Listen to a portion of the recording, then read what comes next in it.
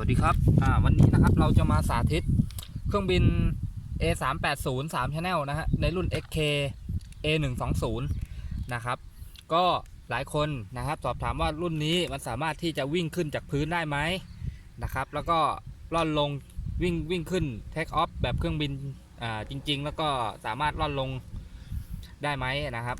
ที่ถามกันมาเยอะนะครับก็วันนี้จะสาธิตให้ดูนะครับจากคลิปรีวิวก่อนก็รีวิวให้อย่างละเอียดแล้วแต่ว่าไม่ได้วิ่งขึ้นอะไรบนถนนนะฮะก็หลายคนก็ไม่เชื่อคิดว่ามันจะบินขึ้นจากพื้นไม่ได้นะครับก็วันนี้เดี๋ยวสาธิตให้ดูนะครับผมโอเค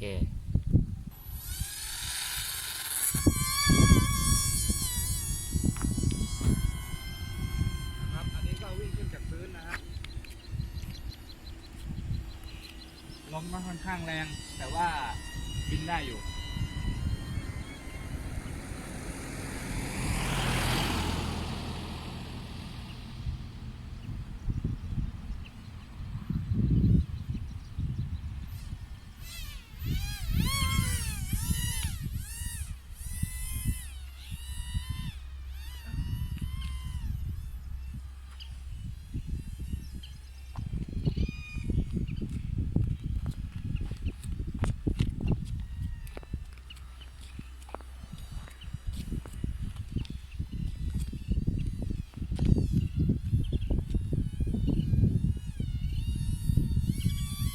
รุ่นนี้บินดีนะครับบินนิ่ง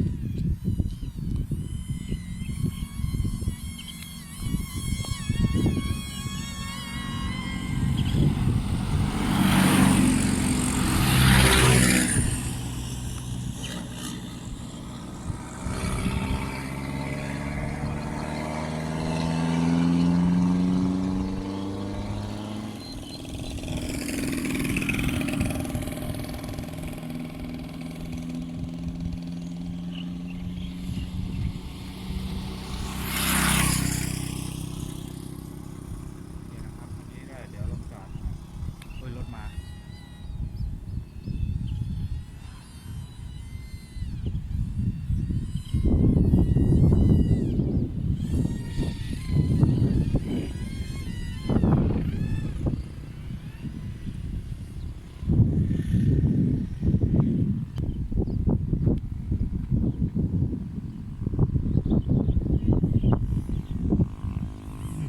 ขยันวิ่งกันจังว่ารถมา